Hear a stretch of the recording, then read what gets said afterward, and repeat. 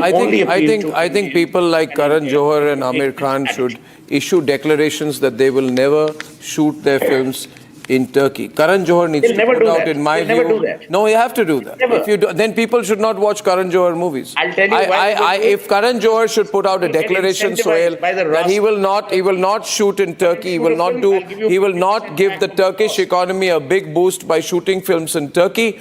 Amir Khan should make it very clear that he's going to stop trying to pretend like a fake Tom Hanks, which he tried to be in Lal Singh Chadda. And then when he went and met Erdogan, was around the same time that Erdogan was making all those pro-Pakistan statements. He's the second biggest supplier of arms to Pakistan. Erdogan has always taken an anti-India line. Erdogan has even opposed our targeting of the terrorists. They have armed Pakistan with drones, and Amir Khan cannot say that he doesn't know that. He knows everything about it, everything about it. The problem in our country is this, that people are looking at everything in terms of personal convenience or business interest.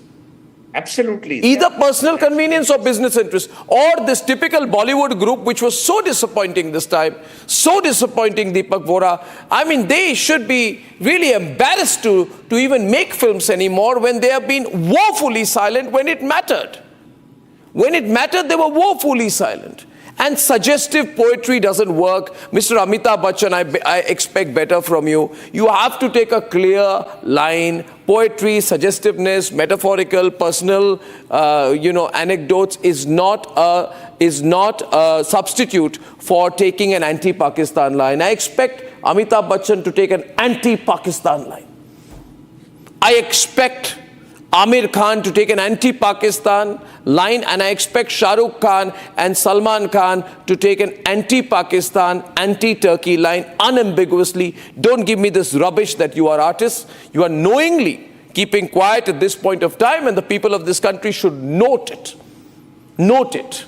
Now, Deepak Vohra, I want to go into the details of what Turkish position is like. Deepak Vohra, to you first, and then to Sanjay Panda, who has been India's former ambassador to Turkey. Yeah. I want you to tell our people what Turkey has been up to in as much layman language as possible, and whether this is just a recent escalation of an anti-India position or it's been a long-standing thing. Sir. Thank you very much, sir.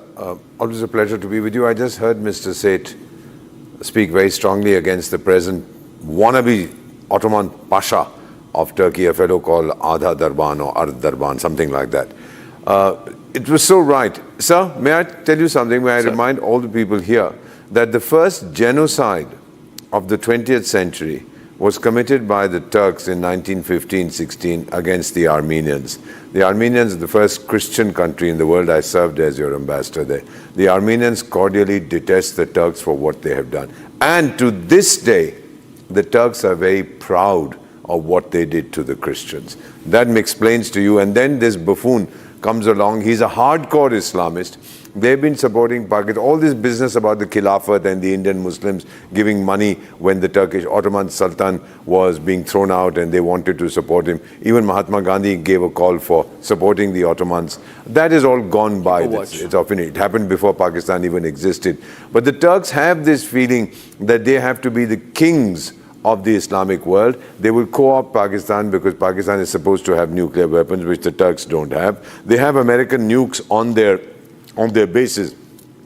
But they felt that initially they could join with Pakistan and present a very strong Islamic front. You might recall, sir, this cricket player Niazi Saab, who's now in jail, he had suggested on the sidelines of a UN, the annual General Assembly meeting, that Turkey, Malaysia and Pakistan would form a kind of parallel OIC, since the OIC was not speaking too much about Kashmir. And the Saudis just said, don't you dare. That meeting collapsed. Then they wanted to form an Islamic BBC. The question was who would fund it. Nobody had the money. So they've been playing games. They're wanting to show themselves, project themselves as leaders of the Islamic front. May I conclude, sir, by saying what you had said to boycott Turkish goods. As I was coming to your studio, sir, one of the cabs that your office sent to me, the cab driver tells me, and he asked me in Hindi, sir ये Turkish लोगों का दिमाग खराब हो गया है, sir Turkey से कुछ मत खरीदिएगा. Now here's an ordinary person Well who done, might well say done. anything, The and he's point telling, is- sir, let me just conclude that Sir, we are sir. not showing our comprehensive national power, we are demonstrating our comprehensive national willpower. Sir, that's as so